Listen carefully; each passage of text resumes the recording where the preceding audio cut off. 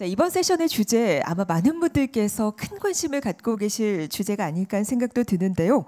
최근 기업의 채용 형태가 꽤 달라지고 있죠.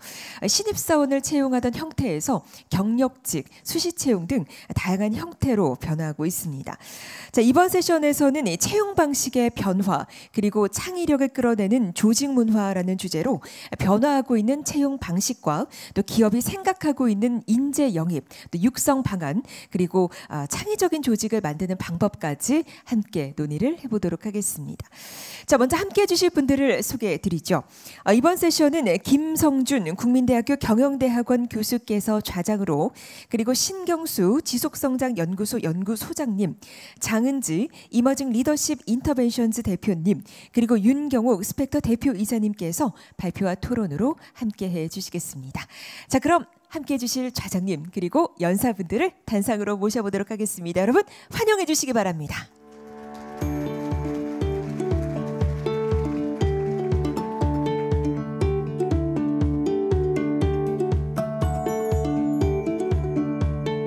네, 자리에 착석을 부탁드리겠습니다.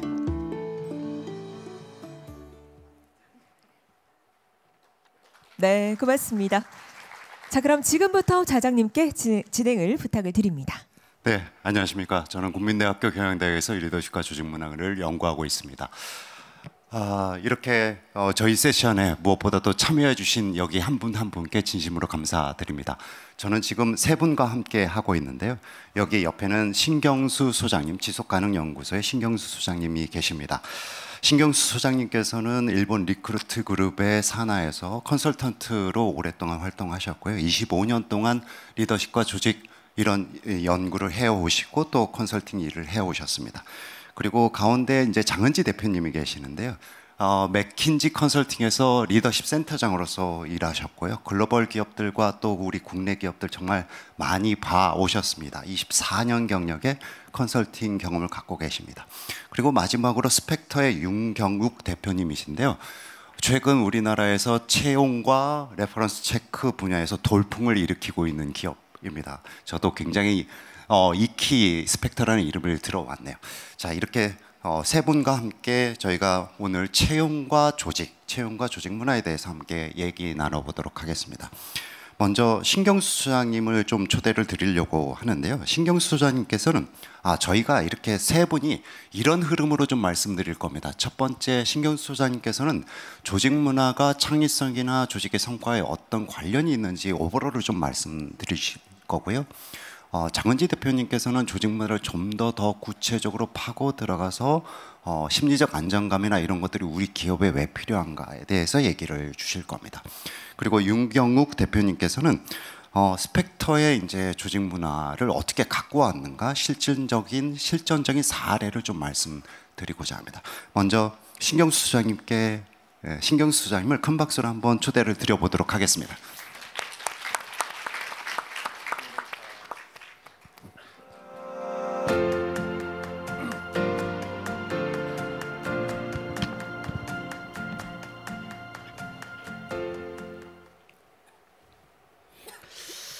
예, 방금 소개받은 지속성장연구소의 신경수입니다. 다시 한번 인사드리겠습니다.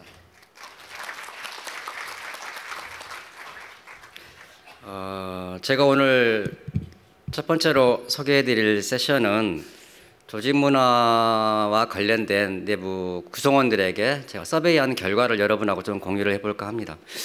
조직 문화가 과연 기업 실적에 어떤 영향을 미치는지 그를 서베이 결과를 여러분에게 잠깐 브리핑을 드리겠습니다.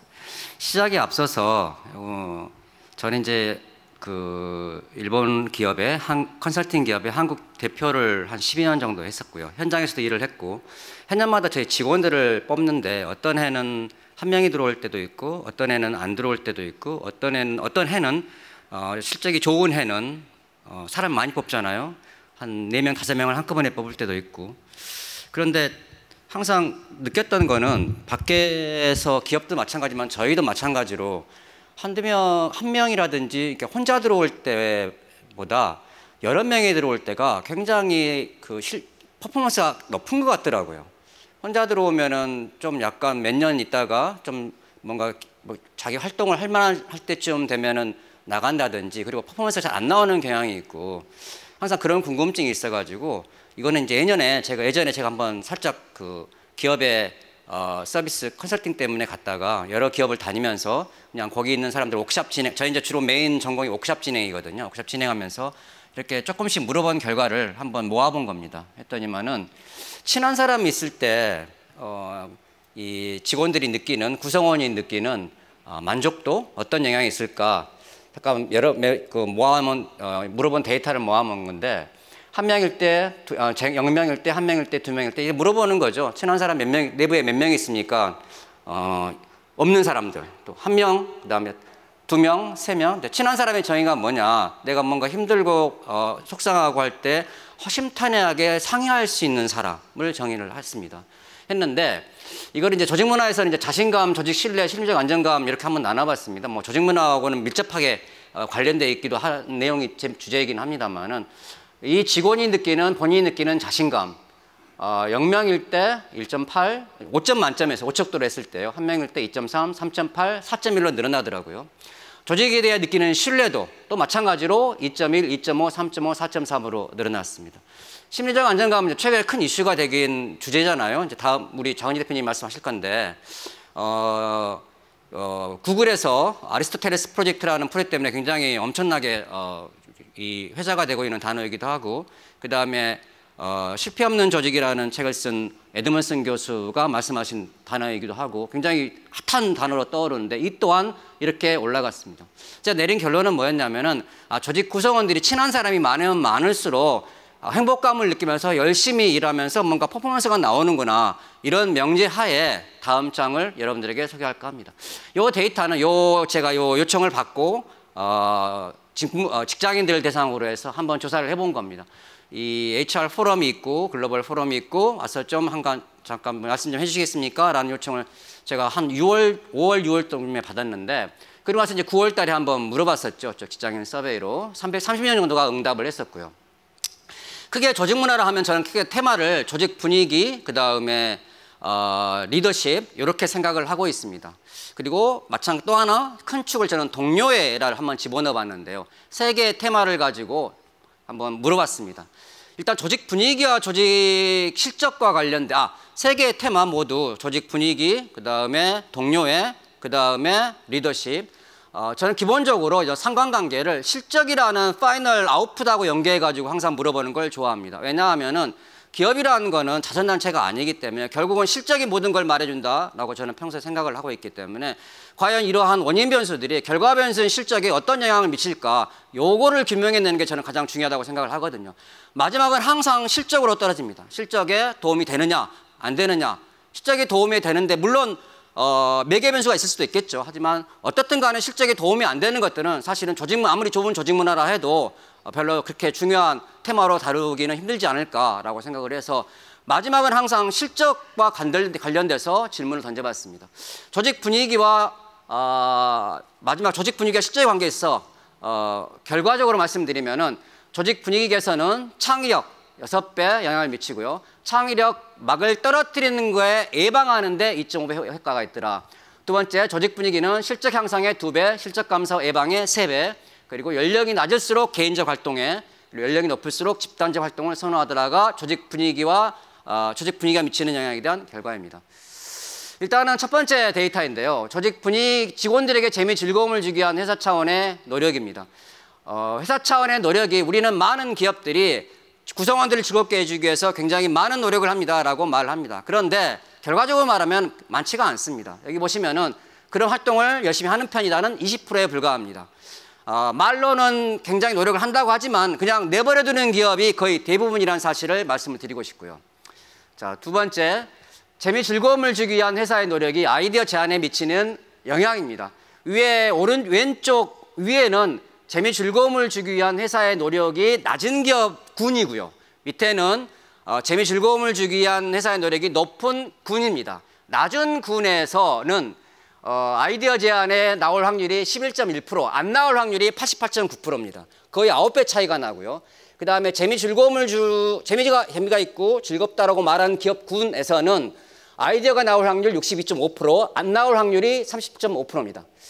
이거를 그렇다면 우리가 재미를 줄고 구성원들에게 즐거움을 주려는 노력을 올리면은 아이디어가 나올 확률이 한 5배 정도 늘어난다는 말을 의미하고요. 아이디어가 안 나오는 드라이한 그런 분위기에서는 아이디어가 안 나올 확률이 88.9%인데 노력을 했을 경우에 저렇게 사람들이 무감각인 느낌을 떨어뜨릴 수 있다는 걸 의미합니다.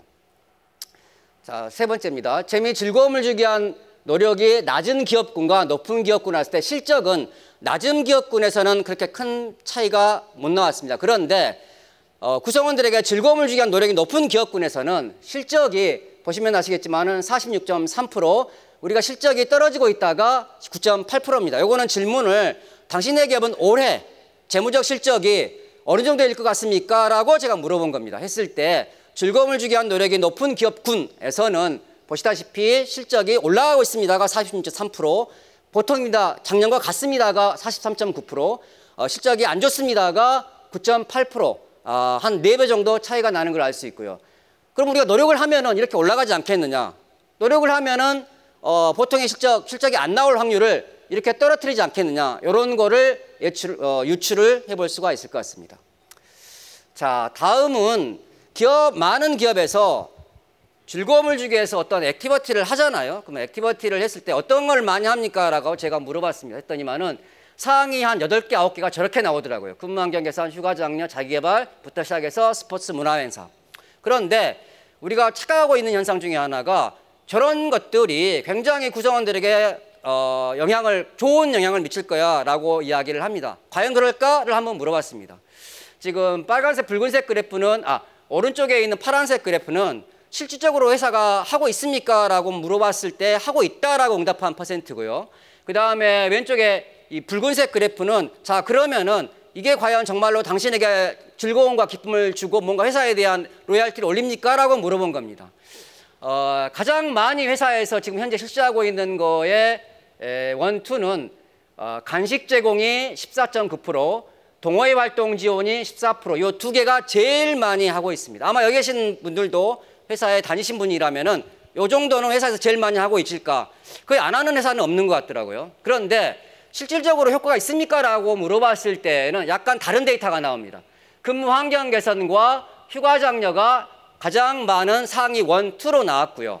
여기서 주목할 점은 뭐냐면은 이 갭입니다. 갭.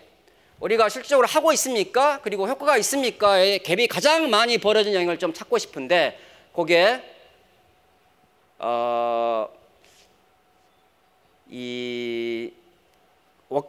문화행사하고 간식 제공을 한번 봐주시기 바랍니다. 괴림이 가장 작은 영역은 자기개발 지원입니다. 가장 실제 하고 있는 것과 효과성의 측면에서 괴리감이 가장 작은 영역은 자기개발 지원이 거의 실시하고 있고 효과성도 거의 비슷하게 떨어지죠. 가성비에 큰 차이가 없습니다. 반면 괴리감이 가장 큰 영역은 간식 제공으로서 현재 실시 14.9%, 효과 8.8%, 기대에 비해 효과는 높지 않다. 반면 생각보다 큰 효과를 볼 수 있는 거로는 문화행사.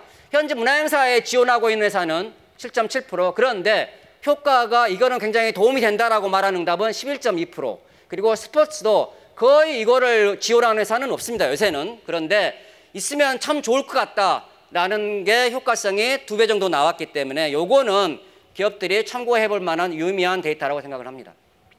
연령대로 한번 나눠봤습니다. 연령대로 나눴을 때 20대와 30대에서는 가장 효과 많이 선호하고 있는 게 휴가 장려가 되고요. 좀 이렇게 서프라이징한 거는 50대에서 동호회 활동과 문화행사에 굉장히 만족도가 높더라라는 거를 한번 유추를 해볼 수가 있습니다. 이해가 가지 않을 때 살짝 물어보는데요. 몇 분한테 물어봤습니다. 했더니만은 나이 있으신 분일수록 조직 내에서 뭔가 젊은 친구들하고 어울리는 그런 액티비티를 굉장히 좋아하시더라고요. 참고해 주시기 바랍니다. 자, 요거는 잠깐 한 30초만 제가 설명드리지 않더라도 쭉 한번 주관식으로 물어본 데이터입니다. 쭉 한번 훑어봐 주시고요. 참고로 이걸 보면서 제가 느꼈던 거는 사람들은 의외로 우리가 각자 개인주의, 개인 활동을 선호한다고 하는데 그럼에도 불구하고 조직 내에서 사람들과 이렇게 이 밍글링이라고 그러죠. 같이 어울리는 거를 나름대로 굉장히 좋아하는구나 라는 거를 알 수가 있었습니다. 자, 두 번째 동료애가 미치는 영향에 대해서 한번 알아보도록 하겠습니다. 자, 동료애 향상, 이것도 마찬가지로 동료애 향상을 위한 조직의 노력은 물어봤을 때 이거는 더 낮았습니다. 16.7%. 나머지는 그냥 방치하는 거죠. 마치 이렇게 같이 좀 열심히 팀워크를 냈으면 좋겠다라고 말은 많이 하는데 실질적으로 팀워크를 올리기 위한 이 동료애에 대한 부분은 실적으로 뭔가 액션을 취한 회사는 많지가 않다라는 게 제가 내린 결론입니다. 마찬가지로 애 또한 동료애를 높이기 위해 노력한 회사가 위에 있는 낮은 기업군의 데피니션은 동료애와 관련된 행동을 중요하게 생각하지 않는 기업이고요. 밑에 있는 기업은 중요하게 생각하는 기업군으로 이렇게 나눠가지고 데이터를 한번 만들어 봤습니다. 동료애를 높이기 위한 노력이 낮은 기업군은 아이디어라든지 개선의 의지라든지, 저건 이제 아이디어만 썼는데 질문은 개선을 위한 제안, 그리고 상품 개선이라든지 아니면 환경 개선이라든지 뭔가 조직의 개선을 위한 아이디어를 내고 있습니까를 물어본 겁니다. 했을 때 동료애를 중요하지 않게 여기는 기업 같은 경우는 그 일을 우리가 그 아이디어가 나오고 있다가 11.1%, 나오지 않고 있다가 88.9%입니다. 9배 정도 차이가 나고요. 동료애를 올리기 위한 노력을 하고 있다라는 기업은 높은 편이다가 77.8%, 그 다음에 낮은 편이다가 22.2%입니다. 이 말을 뒤집어서 이야기하면은 11.2%에서 77.8%까지 올릴 수가 있고요. 동료애를 올린다 그러면은. 그 다음에 동료애가 이 아이디어가 안 나올 확률을 이렇게 6배 정도 줄일 수가 있다는 것을 의미합니다. 자, 동료애를 높이기 위한 회사의 노력이 실적에 미치는 영향인데요. 낮은 기업군은 별 차이가 없습니다. 높은 기업군은 실적이 계속 올라가고 있습니다가 50%, 실적이 전년보다 떨어지고 있습니다가 12.5%, 차이가 많이 나는 것을 알 수가 있습니다. 자, 얘 또한 실제 동료애를 높이기 위한 액티비티의 효과성에 대한 측정인데요. 괴리감이 가장 작은 영역은 칭찬 제도가 실제 하고 있고 그 다음에 기대 효과만큼 나옵니다. 그런데 괴리감이 가장 큰 영역은 스포츠가 지금 사실은 많이 하고 있는데 효과적인 측면이 약간 좀 효과성에 비해 효과성은 높은데 실제로 하고 있는 경우는 많지가 않다. 요거를 알 수가 있습니다. 이것 또한 남녀로 한번 나눠봤는데요. 남녀 괴리감이 가장 작은 영역은 협업 강화가 인식의 차가 거의 없는 데 반해서 괴리감이 가장 큰 영역은 칭찬 지도입니다. 여성이 남성들보다 칭찬에 훨씬 더 모티베이션이 올라가더라라는 것을 결론으로 말씀드리겠습니다. 잠깐 주관식 서베이인데요. 한번 봐주시고요. 자, 리더십입니다. 조직 문화에서 리더십은 절대 빠뜨릴 수 없는 영역이라는 것을 다시 한번 말씀드리고 싶고요. 조직 분위기, 그 다음에 리더십은 거의 양쪽 바퀴와 같은 개념이기 때문에 반드시 물어보지 않으면 안 되는 거라서 리더십, 재미, 즐거움을 주기 위한 우리 상사의 노력을 봤을 때 높은 편이다. 나머지는 뭐 그냥 그저 그렇다라는 답변이고요.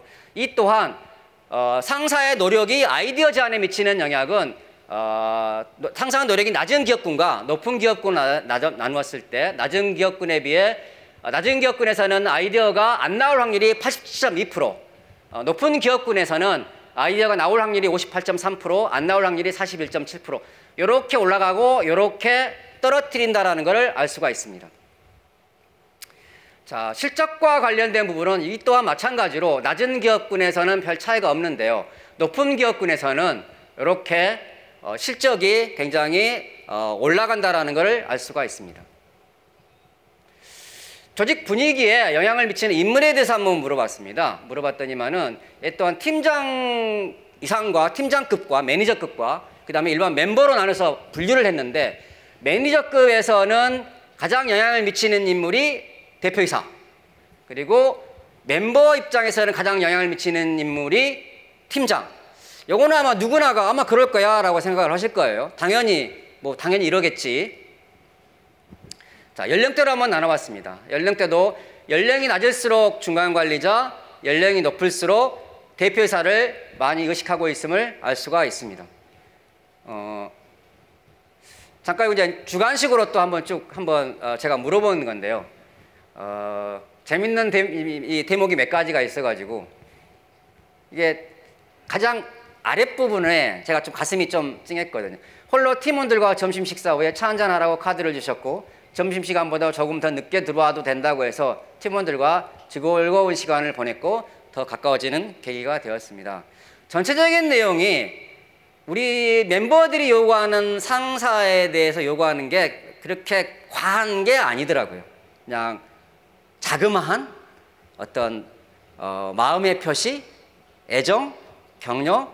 여기서는 오늘은 제가 발표하지 않았습니다만 몇 번을 서베이를 해도 구성원들의 모티베이션에 가장 크게 영향을 미치는 거는 사실은 많은 사람들이 큰 게 아니더라고요. 회사가 주는 뭐 금일봉, 회사가 주는 보너스, 회사가 올리는 승진, 승급, 그 다음에 인센티브 중요합니다. 물론 중요한데 몇 번을 서베이를 해도 구성원들 일반 멤버들이 느끼는 조직에 대한 모티베이션은 내 위에 있는 상사의 격려와 인정입니다. 이거는 불변의 법칙인 것 같더라고요.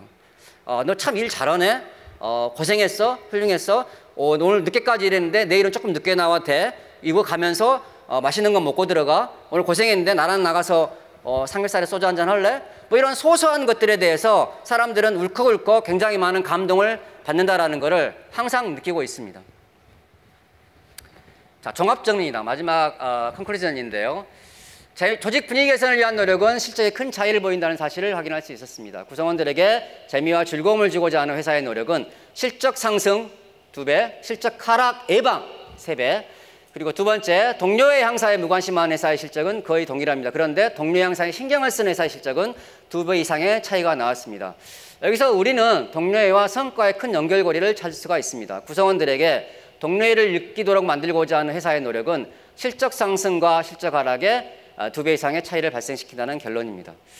세 번째, 조직 분위기 개선을 위한 노력이 낮은 리더의 구성원들이 창의성 지수도 낮은 것으로 나타났습니다. 조직 분위기 개선에 관심이 없는 리더에게서는 업무 개선을 위한 아이디어 제안이 낮다. 아이디어가 안 나온다가 80.2%, 아이디어 제안이 낮다 80.2%, 높다 12.8% 사이에 7배의 차이를 보였고요. 반면 조직 분위기가 좋은 조직에서는 큰 차이가 없었습니다. 창의성은 조직 분위기가 안 좋은 회사에서 치명적인 영향을 미친다는 걸 알 수가 있었습니다. 마지막으로 요거 한번 말씀드리고 제 세션을 마감할까 합니다. 시간이 거의 다 돼서 1분 남았네요. 모든 기업은 지속성장을 꿈꿉니다. 지속성장을 꿈꾸지 않는 기업은 없습니다. 그래서 제가 만든 저희 연구소 이름도 지속성장연구소입니다. 어떻게 하면 지속성장을 서포팅할까? 결국은 조직 문화입니다. 결국 조직 문화인데 상품이든 개선이든 내부에 있는 구성원들의 아이디어가 나와야 되잖아요. 좋은 프로덕트 아이디어에서 만들어지는 거고, 그 다음에 내부에 뭐 으쌰으쌰 해보자 하는 팀워크도 아이디어에서 만들어지는 거고, 그 다음에 하다못해 조그만 업무 프로세스 개선도 아이디어가 나와서 해야 되는 거고, 그 다음에 뭔가 업무 효율화, 이것도 누군가가 개선을 위한 아이디어를 내야 되는 거고. 자, 그러면 그 아이디어는 어떻게 해서 나오는 거냐? 저는 가운데 이 조직 문화를 매개 변수로 말씀드리고 싶습니다. 일단 조직은 무조건 분위기가 좋아야 한다. 그리고 내부에 있는 구성원들이 서로 간에 팀워크가 좋아야 한다. 요 두 개 전부 다 조직 문화와 관련된 거잖아요. 그리고 세 번째도 리더십. 위에 있는 상사가 구성원들을 케어해주는 마음이 강해야 한다. 칭찬과 격려를 해줘야 한다. 요 세 개 전부 다 조직 문화와 관련된 이야기입니다. 그래서 우리가 아이디어라든지 개선을 원하지만은 그 자체로는 아무 결과는 안 나온다라는 걸 말씀드리고 있습니다. 중간에 조직 문화라는 매개 변수를 꼭 넣어야 한다는 걸 말씀드리면서 이상 마치도록 하겠습니다. 감사합니다. 예, 감사합니다. 신경수 선생님 정확히 20분을 딱 맞추셨네요. 네. 재미, 즐거움, 그리고 동료애, 그리고 리더십이 조직 문화와 어떤 관련이 있는지, 특히 이제 창의성과 실적과 관련해서 어떤 관련이 있는지를 좀 잘 말씀해 주셨습니다. 다음으로는 우리 장은지 대표님께서 말씀을 주시겠는데요. 장은지 대표님은 최적의 사람을 찾아 빠르게 성공시키는 문화 만들기라는 제목으로 말씀을 주시겠습니다. 박수로 이 자리에 초대를 좀 해보도록 하겠습니다.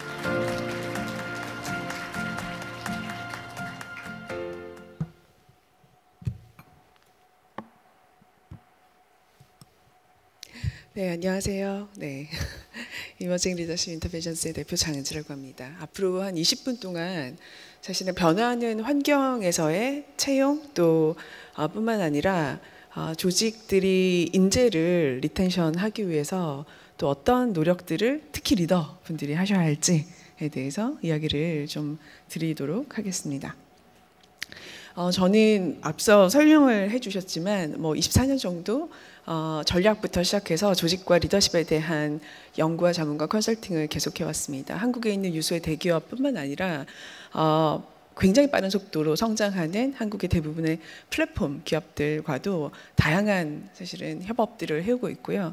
그 과정에서 사실은 기존 대기업들이 큰 조직에서 조직 문화와 리더십을 운영하는 방식, 그리고 또 스타트업들이 성장하면서 조직 문화 운영을 만드는 그 방식들의 차이들이 사실은 있을 수 있는데, 그런 것들이 시대적인 환경이나 거시적인 어떠한 변화로 인해서 점점 비슷하게 사실 수렴을 하고 있다라는 부분들을 제가 관찰을 할 수 있었던 것 같아요. 오늘은 또 거기에 대한 이야기들도 좀 한참 나누도록 하겠습니다. 왼쪽에 있는 책은 제가 조직 문화에 대해서 서술한 책이고요. 오른쪽에 있는 책은 서울대병원에 계시는 윤대현 정신과 전문의와 같이 제가 리더십에 대해서 저술한 책입니다. 그래서 이 두 가지의 내용들에 들어있는 내용들도 오늘 같이 조금 언급을 드리도록 하겠습니다.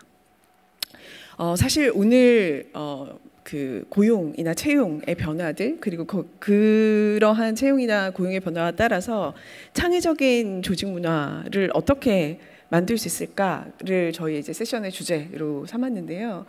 최근에 나왔던 여러 가지 그 기사들이 이런 부분들을 굉장히 명확하게 얘기들을 해주고 있는 것 같습니다. 그래서 삼성 4대 그룹 중에 사실은 삼성을 제외하고서는 모든 그룹들이 공채를 폐지하고 있다라는 것이죠. 그래서 결국은 기존에는 저희가 20년, 30년 평생 직장을 가지고 회사를 다니는 것들이 너무나 당연시했다면, 요즘은 3년, 4년, 이제 3년, 4년 정도 되면 이제 나 옮길 때가 됐다. 그렇죠? 그래서 이직 사다리, 이직 정글짐이라고 하는데, 장기적인 측면에 있어서의 커리어 성장들을 위해서 언제든지 내가 직장을 옮겨 다니면서 퀀텀 점프할 수 있다라고 생각하는 것들이 직장과 커리어에 대해서 완전히 이전과는 달라진 개념인 것 같습니다. 그러다 보니까 오랫동안 20년, 30년을 두고 인재를 점점 사실은 육성하고 또 단계별로 리더가 되고 또 사업부장이 되고 전무가 되고 사장님이 되시고 하시면서 단계별로 인재들을 육성하던 기업들에서도 사실 연수원, 예를 들어서 지의 크로톤빌이라던가 이런 상징적인 성장을 얘기해 주던 연수원들을 가지고 계셨는데요. 그 연수원들을 얼마 전에도 이제 지가 크로톤빌 매각에 내어놓는다던가 그런 모습들을 사실은 보게 되면 결국 시장에서 함께 오래 길게 평생 가자라는 것들은 이미 기업에서도 전제하기가 어렵다라는 것들을 알고 계시고, 어떻게 하면 빠르게 필요한 인재들을 우리가 채용해서 right person을 우리가 하여하고 그들이 우리 회사에 머무는 3, 4년 동안 예를 들어서 집중해서 할 수 있는 사실 성과들을 내고 또 멋진 이별을 하고 하는 부분들에 대한 전제들을 계속 이제 기업들이 받아들여 가고 있는 것 같습니다. 저희 고객사 중에 에어프레미아라는 회사가 있습니다. 아마도 사용하신 분들이 계실 텐데요. 기존의 항공사가 운영하던 조직 문화와 운영의 방식들을 탈피해서 스타트업 방식으로 사실 조직 문화들을 개선하고 빠르게 고객 위주에 있어서의 니즈들을 제고시키는 방식으로 혁신들을 이루어가고 있습니다. 근데 에어프레미아가 저희와 함께 여러 고민들을 하면서 변화한 것들 중에 하나가 사실 채용의 방식인데요. 아마도 여러분께서도 아시겠지만 대부분 기존의 대형 항공사들이 승무원이나 사실은 크루를 채용하는 방식들을 들여다보면 이제 외모 위주도 있을 수 있고요. 뿐만 아니라 사실 기존의 어떤 정형화된 면접이라던가 사실 질문들을 통해서 선발했던 경험들이 굉장히 많았다고 제가 들었습니다. 그리고 보통 저희가 이제 다른 이게 항공사에서 채용하시는 방식들을 들여다봤을 때 이런 부분들이 상당 부분 변화시킬 필요가 있겠다라는 생각들을 했던 것 같아요. 그래서 에어프레미아가 작년부터 핵심 가치와 일하는 방식이라는 것들을 마치 사실은 플랫폼 기업들이 하는 것처럼 굉장히 명확하게 우리 회사가 성장하기 위해서는 이런 방식과 이런 가치가 중요하다라는 것들을 선정을 하셨고요. 업을 향한 진정성, 그리고 용기 있는 탁월함, 그리고 모두의 사실은 목표를 위한 협업이라는 핵심 가치를 두고 그 아래에 어떻게 일하는 것이 에어프리미아를 발전시키는 것이다 라는 것에 대한 구성원과 리더 모두의 동의가 있었습니다. 그래서 거기에 맞추어서 올해에 새롭게 사실은 굉장히 많은 큰 규모의 승무원 채용이 있었는데요. 그 승무원 채용 때도 기존에 했던 방식이 아니라 다른 방식으로 저희가 접근을 했던 거죠. 그래서 이렇게 에어프리미아가 설정하고 있는 컬처핏의 최적의 부분들을 알기 위해서 저희가 미리 질문들을 탐색하고요. 뿐만 아니라 이전에 그 에어프리미아 내에서 이미 잘 하고 계시는 고성과 크루들이 어떤 역량을 가지고 계신지 공통적으로 뿐만 아니라 그분들이 생각하시는 고성과 크루들은 객실 내에서 어떻게 행동한다라는 것들을 쭉 저희가 사실 연구하고 들어보고 쭉 뽑아냄으로써 그것들을 행동으로 보고 그 질문들을 다시 한번 구체적 상황과 행동에 대해서 답변과 시나리오를 만듦으로써 오히려 그 객실 크루들을 단편적인 정보나 사실은 문답으로 뽑는 것이 아니라 복합적인 사실 행동에 대한 시나리오에 대한 답변들을 저희가 드리고 거기에 맞춰서 정답이 있는 것은 아닙니다. 그래서 우리 회사가 지향하는 방향과 가까운 행동 그리고 우리 회사가 지향하는 방향의 먼 행동들을 정도의 차이를 두고 평가하는 형식으로 채용을 진행을 했죠. 그래서 이러한 방식들이 아마도 최근에 사실은 기존의 루틴들이 굉장히 명확한 회사에서 머물지 않고 더더욱 가깝게 우리 회사에게 right person을 찾아서 빠르게 사실 적용시키고 그것들을 통해서 성과를 내겠다라고 하는 많은 기업들이 취하는 방식이기도 합니다. 그런데 저는 이러한 방식에 있어서 가장 중요한 것은 결국 리더의 변화라고 생각합니다. 이 창의적 조직 문화라는 것은 탑다운으로서 이루어질 수 있는 것이죠. 많은 리더분들이나 오너분들이 저에게 고민을 얘기하세요. 나는 창의적 조직 문화를 만들고 구성원들이 바텀업으로 이야기할 수 있는 문화들을 만들고 싶은데 도대체 아이들이 이야기를 하지 않는다. 아이디어를 내주지 않는다. 그런데 그 이유가 무엇일까? 결국은 탑다운으로부터의 프레셔가 창의적 조직 문화를 만들거나 바텀업으로부터 아이디어를 내는 부분에 있어서 지원을 해주지 않기 때문입니다. 근데 거기에 대해서 저는 리더분들의 인식 자체가 사실은 많이 변해야 한다고 생각을 하는데요. 거시적인 인구구조 변화가 사실은 이미 MZ세대를 위해서 우리가 창의적 조직 문화를 고민하는 것 같지만 사실 그렇지도 않다라는 것이죠. 이미 대한민국은 고령화되고 있고 많은 조직에서 사실은 MZ세대뿐만 아니라 고령화된 시니어 인력들의 비중이 훨씬 더 높습니다.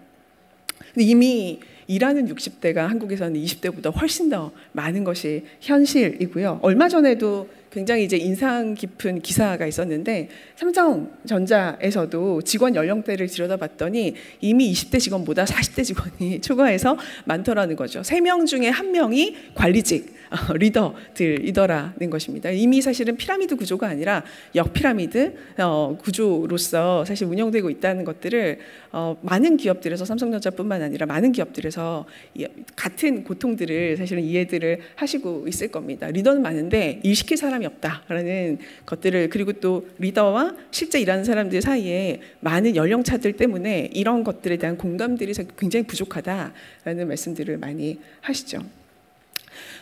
뿐만 아니라 최근에 사실은 많은 리더 기사에서도 얘기들을 하지만 언보싱에 대한 이야기들 많습니다.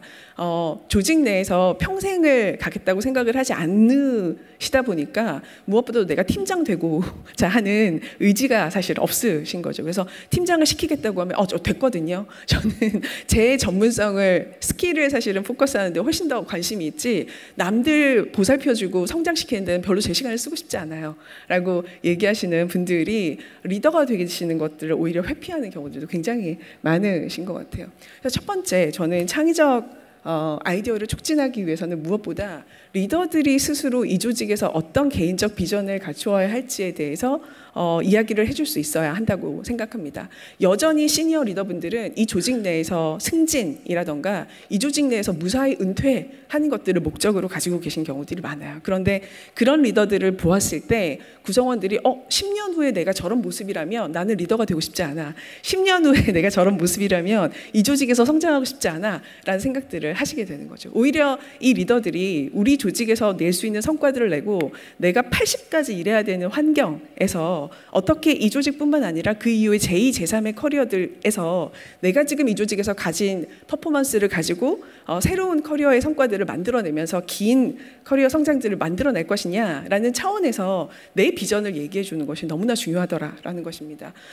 많은 리더분들이 제가 리더로서 줄 수 있는 비전이 없어요. 성과도 좋지 않고 시장도 좋지 않고 제가 너 팀장 할래? 내가 그만둘게 라고 얘기했더니 오히려 디모티베이트 되더라는 거죠. 그래서 오히려 그것이 중요한 것이 아니라 저는 이런 이야기들을 리더들이 전달해 줄 수 있어야 한다라고 생각합니다. 내가 하고 싶은 일이 있는지, 그리고 우리 회사에서 지금 하고 있는 일을 장기적인 커리어 목표에 어떻게 연결되어 있는지, 그리고 내가 하고 있는 영역에서 다른 회사나 사람들이 어떻게 하고 있는지, 시장에서 어떤 사람들을 찾고 있는지, 그리고 우리 회사가 다른 회사가 가진 강점이 무엇인지, 이런 커리어적인 측면에서 지금 우리 회사의 네트워크나 인프라를 활용해서 하고 있는 일이 네 커리어에 어떻게 도움이 되고, 마켓에서 네 몸값을 올리는 게 어떻게 도움이 되고, 나도 그런 부분들 때문에 이 회사에서 이런 프로젝트 기회들을 찾아서 이런 노력들을 하고 있다라는 것들이 오히려 요즘 MZ세대들이 나에게 관심을 가지고 커리어에 조언을 해주고 내 성장을 신경 써주는 리더라고 생각하는 면면이지,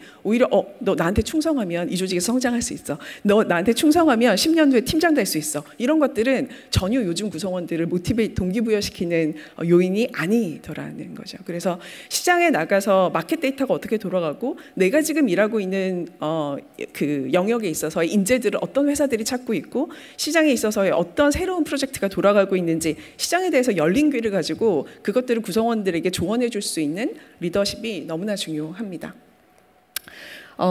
또한 조직에 있는 동안 사실 성장을 빠르게 지원하는 부분들이 필요하는데요. 그것들이 요즘 가장 그 회사들에서 각광받고 있는 코칭 피드백과 원온원이라는 것일 것입니다. 예전에는 회사가 일방적으로 구성원들에게 평생 직장이기 때문에 로열티, 다시 말해서 사실은 충성도를 요구했다면, 이제는 충성도라는 단어조차 회사에서 쓰지 않죠, 감히.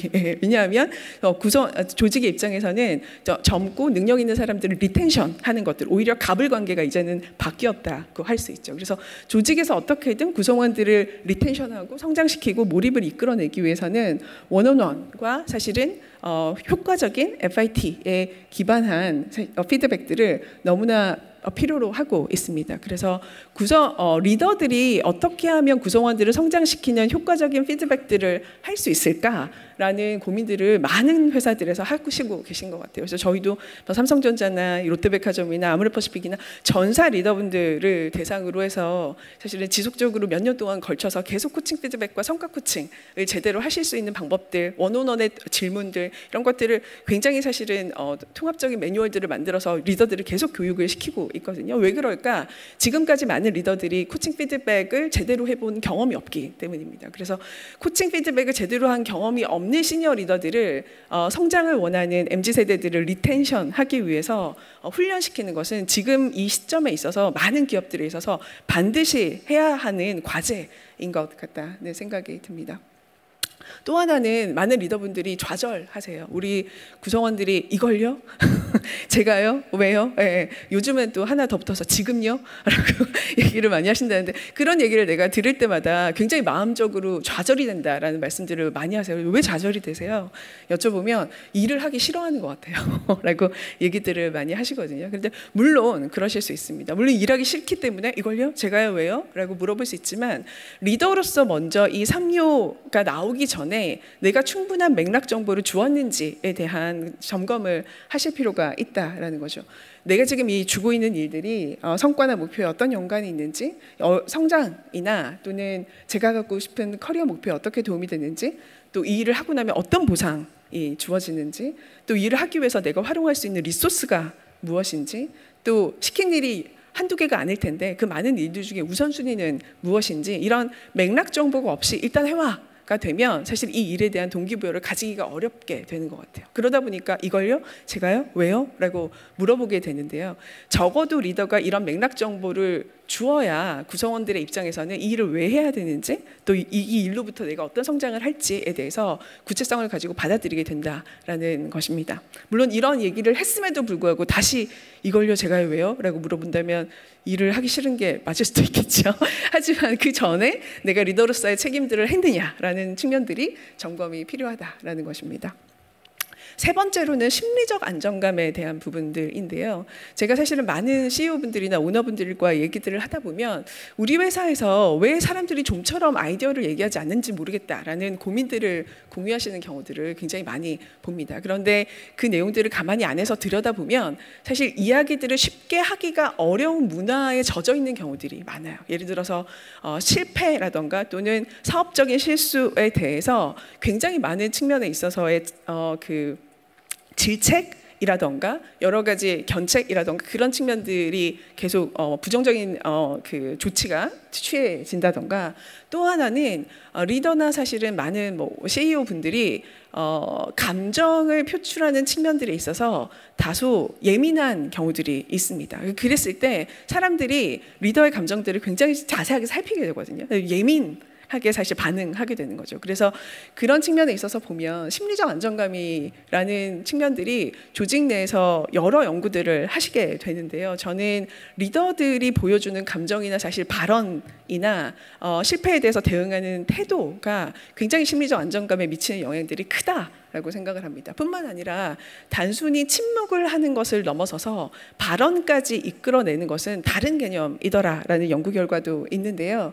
다시 말해서 심리적 안정감이라는 것들은 결국은 오히려 그 처벌이나 자신에게 해가 될 수 있는 요인들로부터 멀어지려고 하기 때문에 심리적으로 안전하게 만들 수 있다라는 것들은 내가 이런 발언을 해도 해가 되거나 나한테 불이익이 돌아오지 않을 거야 라는 믿음을 주어야 침묵이 사라진다는 것인데요. 거기서 또 발언이 성장을 하려면 발언이 또 이제 발화가 되려면 플러스 알파로 내가 지금 내는 아이디어가 조직에 긍정적인 영향을 미칠 수 있다라는 믿음을 주어야 하더라라는 거죠. 그래서 이 두 가지가 한꺼번에 이루어지는 것이 아니라 침묵을 끌어내서 발언을 하게 만드는 것 플러스 사실은 그 발언들이 내가 이 조직을 운영하는 부분에 있어서 내 아이디어가 조직에 도움을 준다라는 믿음과 분위기들을 만드는 것이 동시에 필요하더라라는 것입니다. 제가 질문을 한 가지 드려볼까요? 구성원들이 더 원하는 리더가 누구일까요? 예를 들어 이것은 사실은 마크 버킷이라고 하는 저 예일대 교수께서 코로나 기간 동안에 연구하신 내용인데요. 구성원의 마음에 더 많이 공감해주는 리더. 두 번째로는 감정관리, 감성진 이건 좀 다른 개념인데 오른쪽에 있는 건 내 마음, 내 감정들을 잘 살피고 잘 들여다볼 수 있는 리더입니다. 왼쪽이 더 중요할까요? 오른쪽이 더 중요할까요? 제가 한번 여쭤볼까요? 왼쪽이 더 중요하다. 구성원의 어려움에 공감하는 부분들이 더 중요하다. 손 한번 들어봐 주시겠죠? 번쩍? 네. 네. 한 3분의 2 정도. 감정관리와 감성진이 훨씬 중요한 것 같다. 네. 네. 제가 보니까 반반 정도인데요. 정답은 바로 감정관리와 감성지능이 훨씬 중요하다라고 구성원들이 응답한 걸로 나타났습니다. 이걸 조금 더 구체적으로 얘기하자면 내가 어려운 건 내가 챙길 테니까 구성원 입장에서는 너는 네 감정이나 잘 챙겨라는 거죠. 리더가 오히려 본인 감정을 잘 들여다보고 신경질 내지 않고 사실은 내 불안이나 여러 가지 비즈니스 상황 속에서 예민함들을 좀 안으로 넣고 안정적인 감정들을 보일 때 구성원들이 훨씬 더 그 리더를 신뢰하게 되더라라는 거죠. 그래서 제가 아까 말씀을 좀 드렸는데요. 제가 리더를 위한 멘탈 수업이라는 책을 썼다고 말씀을 드렸었는데요. 사실 그 책의 원제는 출판사에서 리더를 위한 멘탈 수업이라는 책 제목을 지어주신 거예요. 그런데 원래 제가 가지고 간 책의 원제는 내가 좋은 리더인 줄 알았다 였습니다. 사실 정확한 자기인식을 할 수 있는 리더는 소수에 불과하거든요. 연구 결과로도 있어요. 몇 퍼센트나 될까요? 혹시 아시는 분 있으세요? 네. 10명 중에 1명에 불과합니다. 10%의 리더만 본인에 대해서 객관적 인식을 할 수 있고요. 나머지 9명은 착각하고 있다. 리더들이 리더뿐만 아니라 모든 사람들은 스스로에 대해서 관대화 경향들이 사실 있기 때문에 스스로 내가 어떤 리더인지를 객관적으로 성찰하고 들여다보고 내 감정이 어디로 흘러가는지, 나는 어떤 상황에서 화를 내는지, 어떤 상황에서 사실 조직의 심리적 안정감을 해치는 대응을 하는지라는 부분에 대해서 내적 성찰들이 굉장히 필요한 부분이라고 할 수 있죠. 마지막으로 제가 조금 언급을 드리면 조직 문화, 방금 창의적 조직 문화라는 것은 리더분들이 많이 고민들을 하시지만요, 단언컨대 바텀업으로 할 수 없습니다.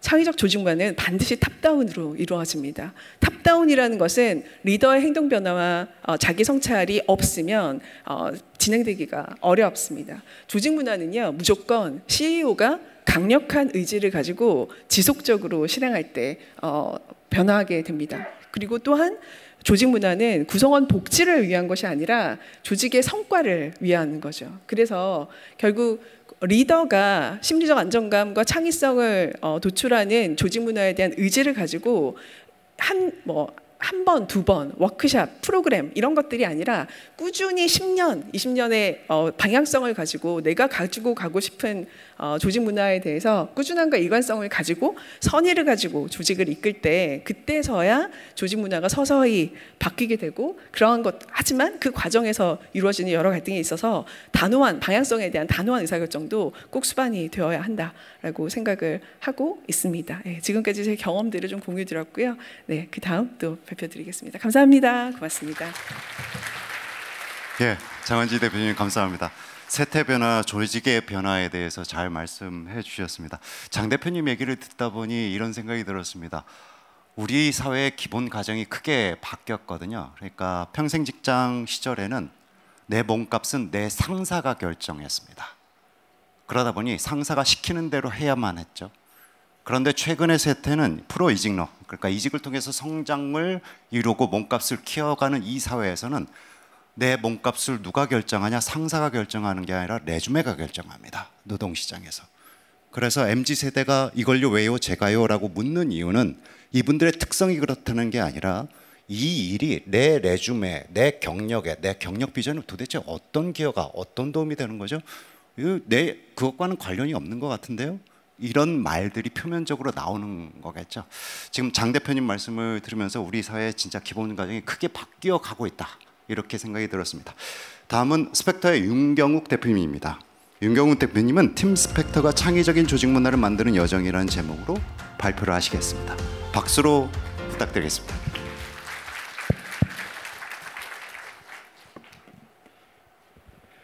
네, 안녕하십니까. 스펙터의 창업자 윤경욱입니다. 앞서 발표에서 들었었는데요. 예, 저는 좋은 리더가 아닙니다. 전 너무 부족한 리더이고요. 하지만 좋은 리더가 되기 위해서 어느 누구보다 압도적으로 고민하고 있느냐에 대해서는 전 자신 있습니다. 그래서 오늘 이 자리에 설 수 있었다라고 생각하고요. 오늘의 주제는 채용 트렌드의 변화 양상, 그리고 창의적인 조직 문화를 만드는 것에 대한 것입니다. 그래서 먼저 현재 채용 트렌드에 대해 간략히 말씀드려볼까 합니다. 여러분, 우리나라의 연 이직 수가 1,100만 건을 넘어섰습니다. 우리나라 임금 근로자가 1,800만 명이거든요. 근데 연 이직 수가 1,100만 건이라는 거는 가히 엄청난 수치입니다. 이게 7년 전만 해도 이 절반밖에 되지 않았는데 7년 만에 이직의 숫자가 2배가 된 겁니다. 그리고 OECD 국가들 중에서 장기 근속률은 우리나라가 최하위권입니다.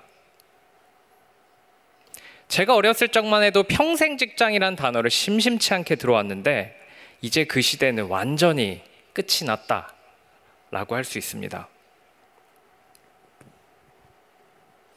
1,100만 번의 이직이 있다는 건 우리나라의 회사들은 1,100만 번의 채용을 하고 있다는 얘기입니다. 후보자분들의 배수를 고려하면 연간 5천만 번 이상의 면접이 발생하고 있고 한 명을 채용하는 데 드는 비용은 거의 1,300만 원에 육박한다고 합니다. 가히 엄청난 시간과 비용이 아닐 수 없습니다.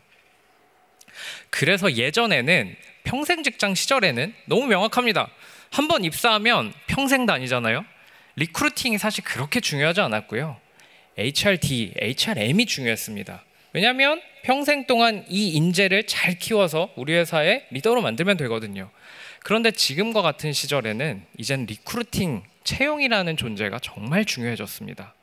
아주 대표적인 사례가 있죠. 쿠팡의 사례를 들고 싶습니다. 몇 년 전만 해도 쿠팡의 조직 전체에 인사 조직이 아니고요, 여러분, 채용만을 담당하는 팀이 200명이 되었습니다. 당시에 쿠팡의 전체 조직이 약 5,000명 정도가 채 안 됐었거든요. 전체 조직원의 4%가 HR이 아니라 오직 채용에 투입되고 있었습니다. 아마 당시에 김범석 대표님께서는 이런 트렌드를 지표로 명확히 읽으셨을 거고, 오케이, 우리가 투입할 영역은 바로 리크루팅이다 라는 결정을 내리셨었겠죠. 토스도 마찬가지고요. 자, 그럼 여기서 우리는 한번 생각해 볼 필요가 있습니다. 과연 우리는 10년 전에 가지고 있던, 마치 회사가 갑이라고 생각하던 그 시절 그 채용의 오래된 관례를 벗어 던졌는가? 채용의 중요성을 인지하고 있는가? 생각해 볼 필요가 있을 것 같습니다. 네, 그럼 이제 창의적인 조직 문화에 대해서 얘기 나눠보고 싶은데요. 자, 그러려면 저희 팀스펙터의 조직 문화에 대해 얘기해 보려고 나왔는데, 그럼 당연히 그럼 팀스펙터의 조직 문화는 좋나요? 라는 의문이 드실 수 있습니다. 그래서 하나의 예시를 가져와 봤습니다. 저희는 많은 문제들을 정의하고 있고요, 그 문제들을 풀고 있는 스타트업입니다.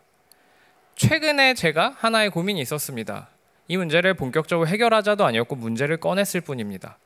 우리의 수많은 일하는 방식, 우리의 코어 밸류들은 정말 많습니다. 그런데 이런 수많은 키워드들, 이런 방식들이 새로 들어오는 뉴조이너분들, 그리고 모든 팀 스펙터 전체에 유기적으로 잘 녹아들지 않고 있는데? 라는 고민이 있다. 그런 문제의식을 제가 느끼게 되었습니다. 이 내용을 그냥 공유했을 뿐이고요. 주말이 흘렀습니다. 그리고 월요일 저희 전사 메신저에 올 멤버방에 한 노래가 올라왔습니다.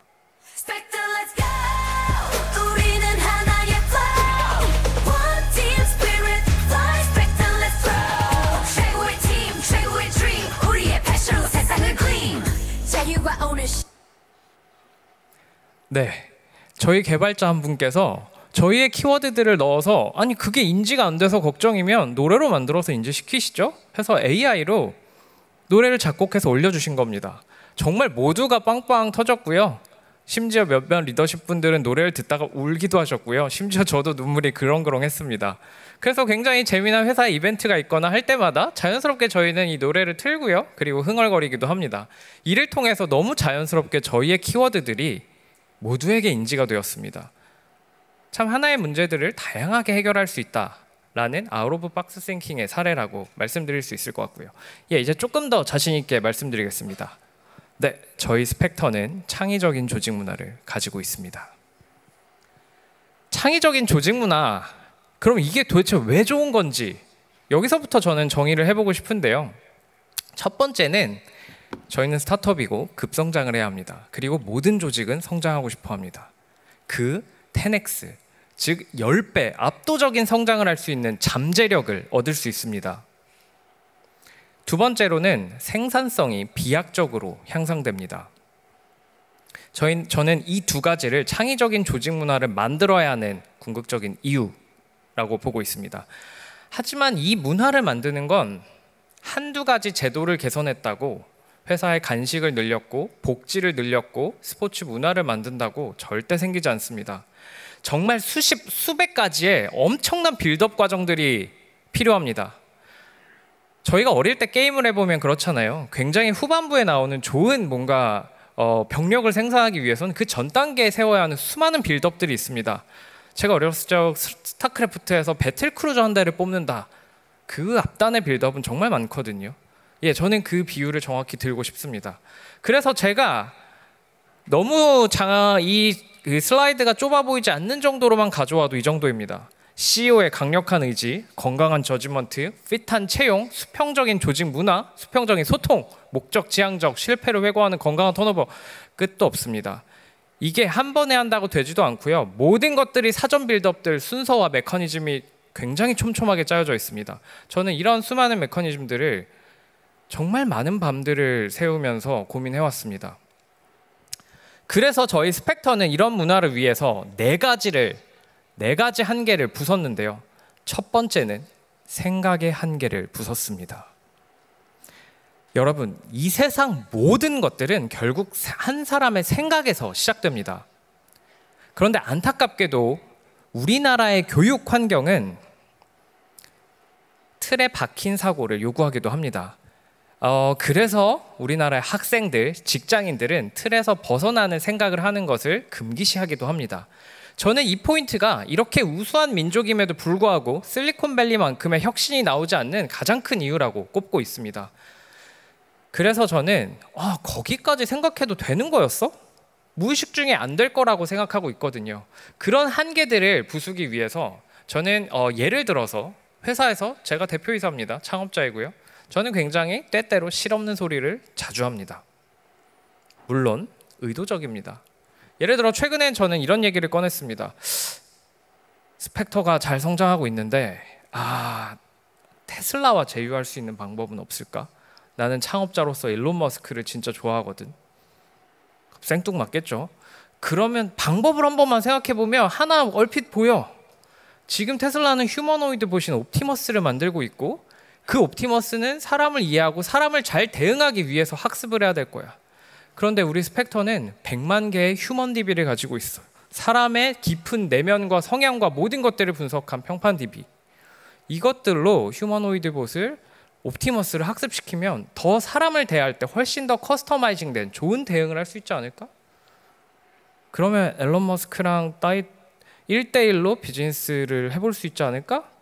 네, 얼토당토한 얘기입니다. 아직까지는요. 하지만 이런 얘기를 함으로써 구성원들은 저렇게까지 생각을 해? 엉뚱합니다. 그럼 인턴의 표정은 정말 웃깁니다. 저희 인턴은 그러면 하면 정말 어이없다는 듯이 저를 쳐다보지만 하지만 전 멈추지 않았습니다. 이런 생각들의 한계를 깨겠다라는 시도들이 반복되면 모두가 그 한계를 깨고 아웃 오브 박스 싱킹을 하게 됩니다.